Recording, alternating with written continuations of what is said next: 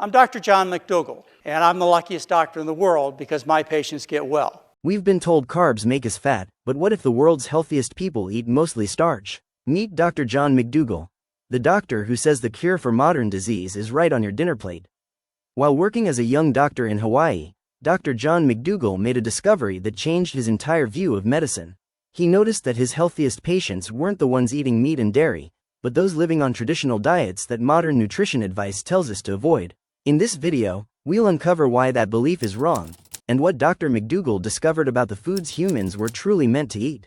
We'll explore the McDougall diet, how it's helped countless people reclaim their health, and which modern foods may be silently working against us. So stay tuned till the end, and let's go back to Hawaii, where it all began. To Hawaii, my internship back in 1972. The second thing that I learned from my patients, and it was a unique setting on the Big Island of Hawaii and the sugar plantation, is I learned how to eat because I was taking care of 5,000 people who ate differently. I was taking care of first, second, third, and fourth generation Filipinos, Japanese, Chinese, and Koreans. Now, my first generation, they learned about how to eat when they were little kids in their native land of the Philippines, Japan, China, Korea. They learned a diet of rice and vegetables. And then they had the fortune of moving to the Big Island to start new families, a new life. But with them, they took their original diet, and they continued to eat rice and vegetables. The kids, who were influenced a little bit by the Western diet, they started to change. And by the time you got to the grandkids, you were looking at people who ate the traditional Western diet. Now, realize these are people of the same genetics, same kind of work for over 100 years on the sugar plantation. Yet before my eyes as a doctor, what I saw is I saw people living on rice and vegetables, no dairy, just a little bit of meat at most, trim, healthy, hearty people, no MS, no arthritis, no diabetes, no heart disease in that first generation living on those traditional diets. And then I watched the second generation get a little fatter and sicker as they abandoned starch. And then third generation, which feared starch, rice, corn, potatoes, and took on meat and dairy in their diet and oils, they got fat and sick just like every other American. When you stop doing things that make people sick, they get well. So, what is the diet for human beings?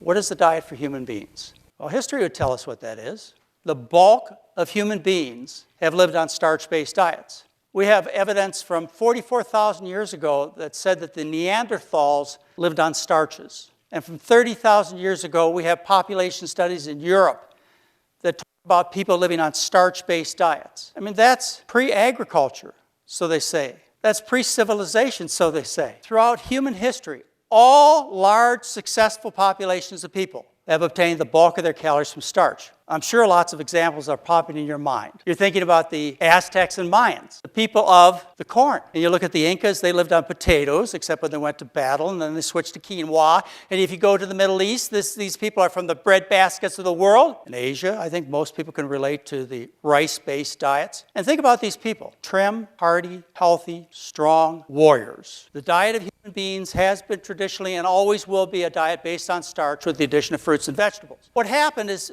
people became more effective at gathering calories. The richer people in each and every society, what happened to them, they no longer had to eat the starches. And then as time went on, more and more people were able to eat like kings and queens.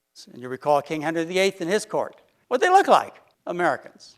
That you'd have people that look like kings and queens and are sick with diabetes and heart disease and cancer and multiple sclerosis. The human being is a starch eater. You are going to fix dietary diseases by fixing the problem, which is the food. All right, let's get one thing straight. What kind of high-carb diet is Dr. McDougall really talking about? Let's first explain what high carbohydrate, low-fat diets are. These are diets with lots of sugar. Sugar is made by plants. Only plants make sugar. The kind of sugar I'm talking about is formed in natural sugars like starches, vegetables, and fruits. It's not refined sugar like they put in Coca-Cola. Okay, you have to be clear about this.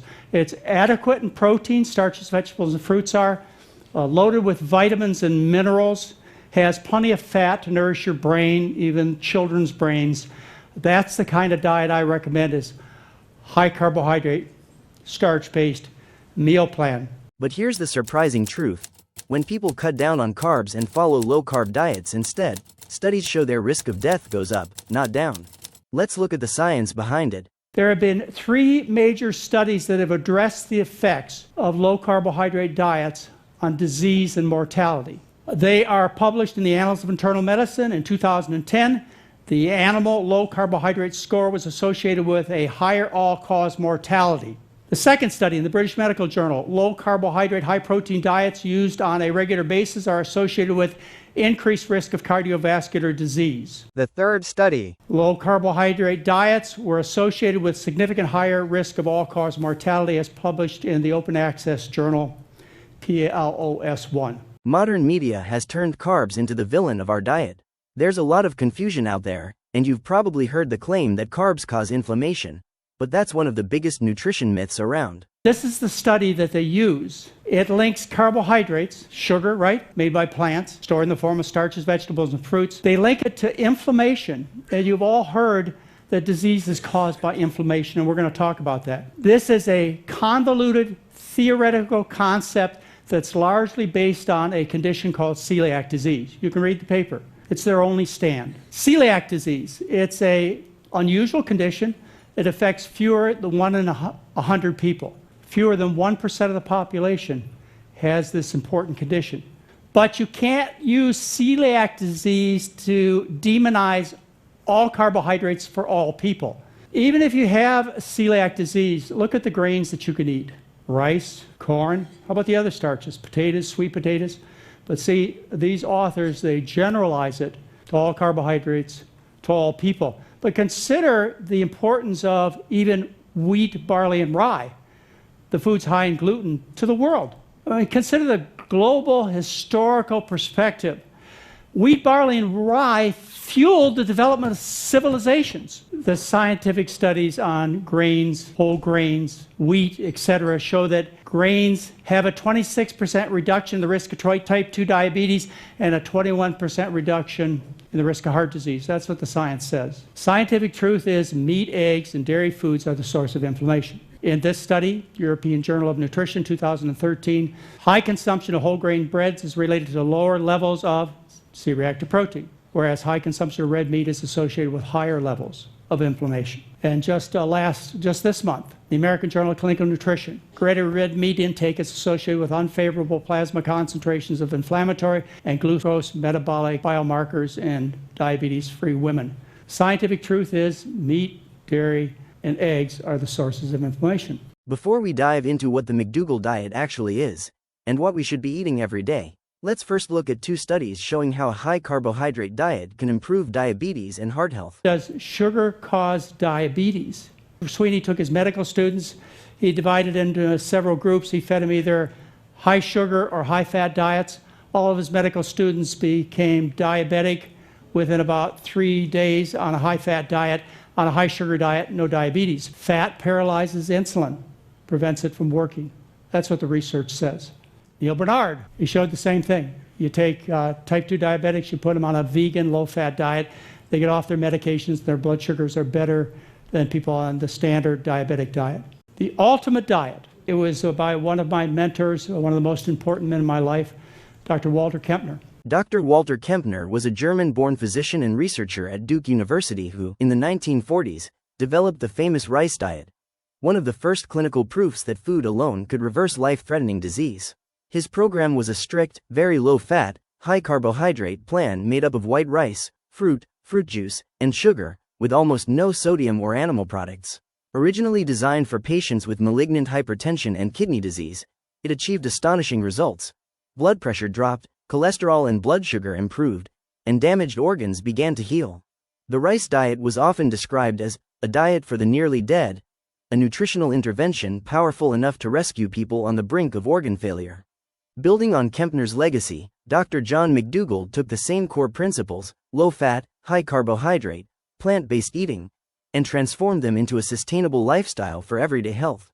While Kempner's diet was used as a medical treatment, McDougall's version is meant for long-term living. As McDougall often says, Kempner's diet is for the nearly dead, the McDougall diet is for the living. The McDougall diet is starches, vegetables, and fruits. We add a little simple sugar to the diet. If you want a little sugar on your oatmeal in the morning, maybe a little maple syrup on your pancakes. We put salt shakers on the table to add a little salt to the surface of the food. Why do I do that? Because I want you to eat the food. That's why I do it. I want you to like the food. No apology. On oatmeal for breakfast, hash brown potatoes, For lunch, you need to have bean soup, pea soup, lentil soup. For dinner, you have bean burritos, pasta marinara sauce, mushu vegetables, and rice. You say, I can do that. To recap, Dr. McDougall pointed out the following foods as examples of what a healthy daily diet can look like. For breakfast, he suggests simple, satisfying options like oatmeal with fruits or oven-baked hash brown potatoes. These meals are rich in complex carbohydrates and fiber, which provide steady energy, improve digestion, and help regulate blood sugar throughout the morning. For lunch, he recommends hearty, comforting dishes like bean soup, pea soup, or lentil soup, all excellent sources of plant protein, iron, and soluble fiber that support heart health and keep you full for hours. And for dinner, his go-to choices include bean burritos, pasta with marinara sauce, and mushu vegetables with rice. These combine wholesome starches with vegetables and legumes, giving the body essential nutrients while remaining low in fat and free of cholesterol. Altogether, these meals reflect the foundation of the McDougall diet: simple, whole, starch-centered foods that nourish, sustain, and heal. Before we move on to the 3 types of foods Dr. McDougall says we should avoid, let's take a moment to hear what he has to say about white rice, a food that's often unfairly criticized. And I'd have my 3rd and 4th generation people come in who are overweight, type 2 diabetes, heart disease, all kinds of intestinal problems, and I'd try and teach them a healthy diet. And it was hard for them to understand what I wanted them to eat. And then I started talking about their ancestors. I would ask, for example, one of my Japanese patients, well, are Grandma and Grandpa still alive? And they say, yeah, they're still alive. And how are they doing? Well, fine. Grandma and Grandpa are in their 90s and they're trim and they're hardworking. I'd say, well, what do they eat? Well, they live on rice and vegetables. And I'd say, well, that's what I want you to eat. And they say, well, but they live on white rice. And I'd say, well, you know what? Brown's better. But I guess white can't be all that bad. After all, you have the example of your recent ancestors, and they're doing quite well on white rice. Yeah, brown rice is better, but I want to pick my battlefronts carefully. And to try and make these folks switch to brown rice is next to impossible. White rice is not a deal breaker. You can consume that and still be trim and healthy. Brown is better, but, meat's terrible, and dairy is terrible, and eating oil will make you fat. And so let's go with the white rice and the white pasta and maybe some white bread. You get lots of good vegetables in there. Keep the oil out, keep the animal foods out. And I bet you're going to do just great.